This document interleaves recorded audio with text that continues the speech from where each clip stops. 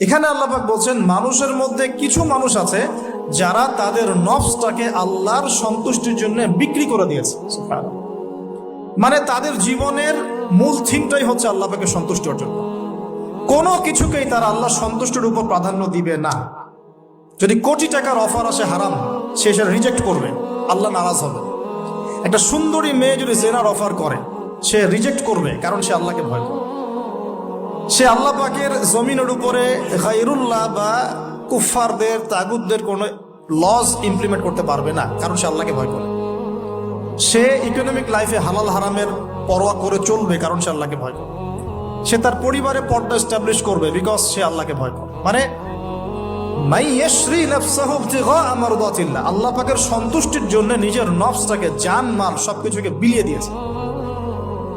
এই মানুষগুলোর সম্পর্কে আল্লাহ বলছেন ওয়াল্লাহু রাউফুম বিল ইবাদ। এই মানুষগুলোর প্রতি আল্লাহ পাক রাউফ হবেন, কোমল নরম সফট হয়ে যাচ্ছে। নবী সাল্লাল্লাহু আলাইহি ওয়াসাল্লাম অনেকদিন আগেই বলেছেন, 1400 বছর আগেই, যখন মসজিদগুলোর মতো হট্টগোল বেড়ে যাবে তখন ধরে নিবে যে কিয়ামত কাছাকাছি চলে এসেছে। আর মসজিদগুলো হবে চাকচিক্যময়, চকচকা, দেখে মনে হচ্ছে তাজমহল। মসজিদগুলো হবে চাকচিক্যময়, কিন্তু মসজিদ থেকে হেদায়েত উঠে যাবে। এমনও হাদিস এসেছে, মুসল্লিরা মসজিদে নামাজ পড়বে, জামাতে নামাজ পড়বে, কিন্তু ওই মুসল্লিদের মধ্যে একজন প্রকৃত ইমানদার মানুষ খুঁজে পাওয়া যাবে না। এমনও হাদিস এসেছে, যদিও হাদিসগুলো সব জায়গায় বলতে পারি না আমরা। এমনও হাদিস এসেছে যে মসজিদে মুসল্লিরা নামাজ পড়বে, কিন্তু মুসল্লিদের মধ্যেও একজন প্রকৃত ইমানদার মানুষ খুঁজে পাওয়া যাবে না। আপনারা হয়তো মনে করছেন সেই যুগ অনেক দেরি আছে, আমরা দেখছি সেই যুগ চলে এসেছে। একজন ডক্টরের কাছে রোগী আসছে, প্রত্যেকটা রোগী দেখছেন, দেখার সময় খালি বলছেন যে ভাই 5টা ওয়াক্ত নামাজটা ঠিক মতো পড়েন, আপনার শরীর ভালো, রিপোর্ট খুব ভালো আছে, মাঝে মাঝে একটু রোজা রাখেন। ডাক্তারের কথা শুনবে না রোগী? শুনবে না?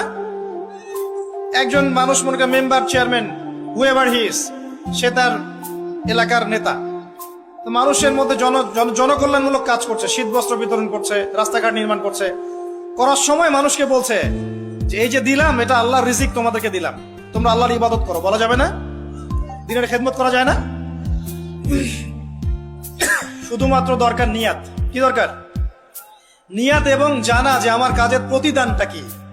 এই যে আমি কাজগুলো করছি, এর প্রতিদান হচ্ছে আল্লাহ পরকালে আমাকে জান্নাত দিবে ইনশাআল্লাহ। দুনিয়াতে আমি কি পাই না পাই সেটার হিসাব পরে, পরকালে আল্লাহ পাক আমাকে জান্নাত দিবেন ইনশাআল্লাহ। আল্লাহ পাক কলম সৃষ্টি করেছেন। কি করেছেন?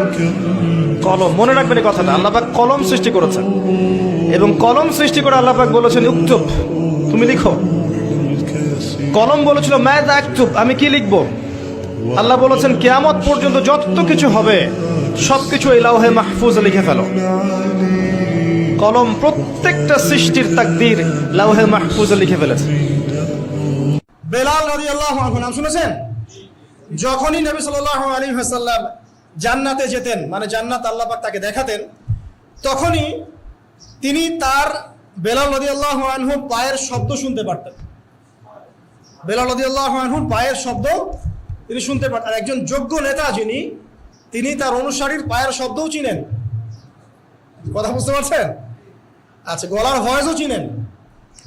তো বেলাল রাদিয়াল্লাহু আনহুকে তিনি জিজ্ঞাসা করলেন, হে বেলাল, তুমি কি এমন আমল করো যার ফলশ্রুতিতে তুমি জান্নাতে আমার সামনে সামনে হাঁটছো? সুবহানাল্লাহ। কোন বেলাল? যিনি একজন কৃতদাস ছিলেন, নিগ্রো, কালো, দেখতে হয়তো আপনার আমার মতো সুন্দর না, তাই না? আফ্রিকান মানুষ, যাকে ওই যে রোদের মধ্যে শুয়ে পিটানো হয়েছিল, হয়নি?